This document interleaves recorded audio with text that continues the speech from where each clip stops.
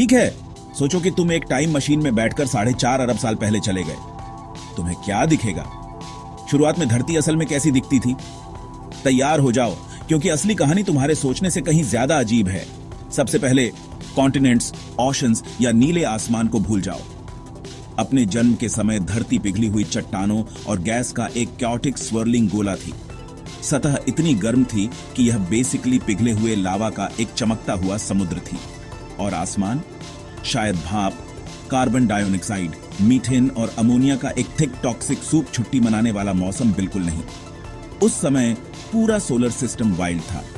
Planets एक दूसरे से टकरा रहे थे और मलबा हर जगह था। एक बहुत बड़ी चीज मार्स के साइज की बेबी धरती से टकराई। इंपैक्ट इतना मैसिव था कि उसने एक बड़ा हिस्सा बाहर निकाल दिया, जो बाद में हमारा मून बन गया। तो अगर तुम वहां खड़े होते, खैर तुम जल जाते और काफी हैरान होते। जैसे जैसे लाखों साल बीतते गए, धरती ठंडी होने लगी। लावा के समुद्र धीरे धीरे ग्रह की पहली क्रस्ट में कठोर हो गए। लेकिन यह अभी भी वैसी जमीन नहीं थी जिसे हम आज जानते हैं। ज्वालामुखी लगातार फटते रहते थे, जिससे और लावा और गैसें हवा में फैलती रहती थी। बिजली के तूफान आते थे और मीटियोराइट्स लगातार बरसते रहते थे। यह जोरदार, हिंसक और सच कहूं तो काफी डरावना था। कुछ 100 मिलियन सालों के बाद चीजें बदलने लगी। हवा में मौजूद पानी की भाप ठंडी हुई और बारिश के रूप में गिरी, जिससे विशाल बेसिन भर गए और पहले ओशंस बन गए।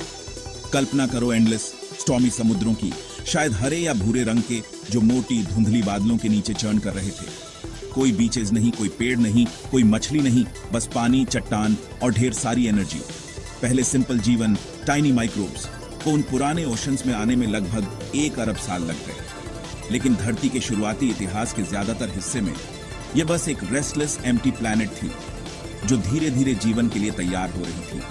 तो अगर तुमने कभी सोचा है कि शुरुआत में धरती कैसी दिखती थी, तो एक वाइल्ड लावा से सराबोर दुनिया की कल्पना करो, जो तूफानों और उल्का पिंडों से तबाह होती थी, जहरीले बादलों में लिपटी हुई थी और जहां एक भी जीवित चीज नहीं थी। यह मानना मुश्किल है, लेकिन उस सारे केओस से हमारा खूबसूरत नीला प्लैनेट पैदा हुआ। और जानना चाहते हो?